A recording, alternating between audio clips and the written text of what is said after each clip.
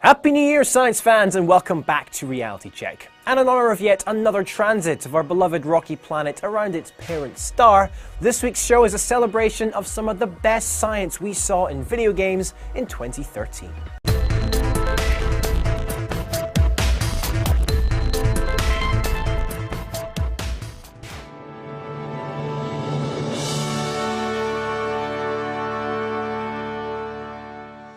When you traditionally think AAA game, you don't normally think of a story revolving around brain-meltingly complicated quantum physics. Well, BioShock Infinite managed just that, and it did so quite wonderfully. Even in seemingly impossible aspects of the game, were all grounded in real scientific theory.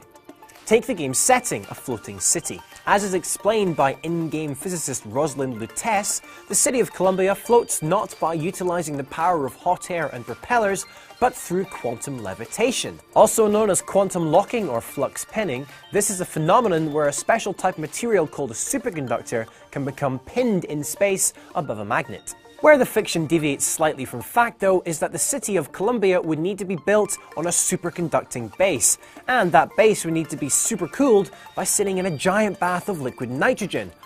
Oh, also the terrain below would need to be made of magnets. To see this principle in action, take a look at the Wipeout episode of the What If Machine. Myself and Seb took a trip to Cambridge University and filmed quantum locking happening right before our very own eyes. Impressively, that's not all the physics BioShock Infinite crammed into its fantastic storyline.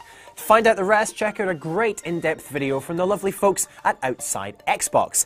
Some of you longtime GameSpot fans might just recognise the Science Smart presenter too. Do you Remember Me? I reckon, probably not.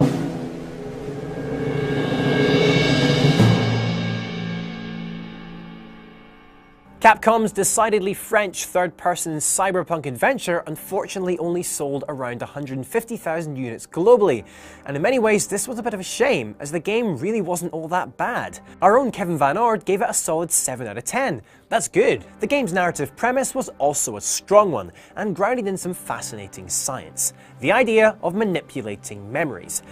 I've talked about memories a few times now in Reality Check, and you're probably getting bored of me emphasizing their changeable and fallible nature. The crucial thing is, though, that memories are not static recordings. In fact, every time you remember something, that memory is subtly changed and rewritten. In Remember Me, the manipulation is done through the act of remixing specific memories.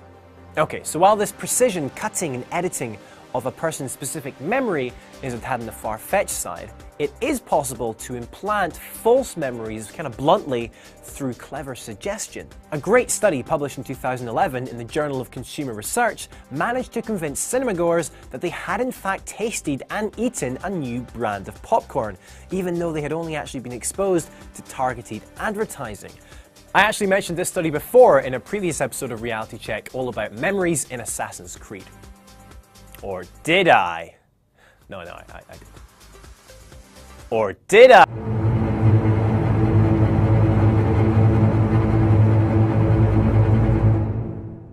The Last of Us was one of my favourite games from last year, not just because of the stellar storytelling or top-notch gameplay, but because of the faithful and frankly terrifying realisation of a human cordyceps infection. For the unfamiliar, a real-life cordyceps fungus infiltrates the bodies and minds of a number of different insect species, slowly devouring them from the inside out. Now, if that wasn't bad enough, it can also influence the host's behaviour. For example, in the case of ants, it drives them to seek a higher vantage point in their final moments of life. This aids the release of its infectious spores when the fruiting body finally erupts through the head of the poor thing. Delightful. For more information on this, check out episode 2 of Reality Check, which goes into this in far more gruesome detail. Lovely.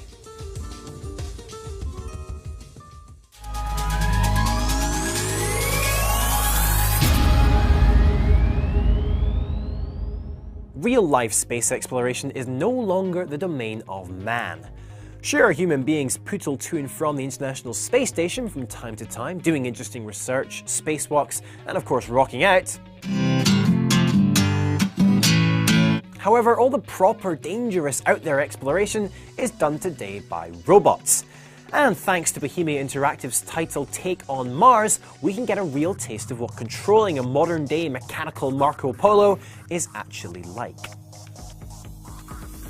Now, I've never played a scientific simulation as fun as Take on Mars before. No, really, it is fun. Every detail of real-life Martian exploration is recreated in-game, including the actual topography of the Martian surface, the models of the rovers, and of course the various cameras and scientific instrumentation. The one aspect that developers have taken liberty with, though, is the speed of the machines, but seriously, it's a good thing. Real-life rovers move a few centimeters every day, on a good day. This wouldn't make for the most fun experience. The game is available on Steam as early access, and I strongly recommend you check it out, or at least watch my interview with the lead designer from this year's E3 conference.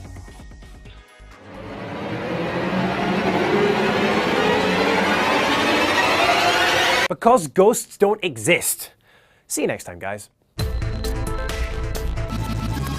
Actually, okay, you know what? I will give Beyond a bit of science credit, as the initial testing scene at the start of the game is actually a very faithful replication of a real test for ESP, or extrasensory perception. Even right down to the cards we see young Jodie choosing, called Zener cards. They are designed to be as distinct as possible to remove any ambiguity, hence the bizarre shapes. Nice attention to detail there from the guys at Quantic Dream.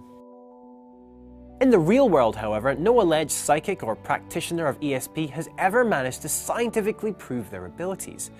There's even $1 million up for grabs for anyone who can show under proper observing conditions evidence of any paranormal, supernatural or occult power or event in the form of the James Randi Educational Foundation's $1 million Psychic Challenge. To date, no one has even passed the preliminary test stage. Well, that's it for this special first episode of Reality Check in 2014. We'll be back to business as usual next week, but do let me know what you thought of this episode in the comments down below, or by sending me a tweet at CamFrazRob. See you next week.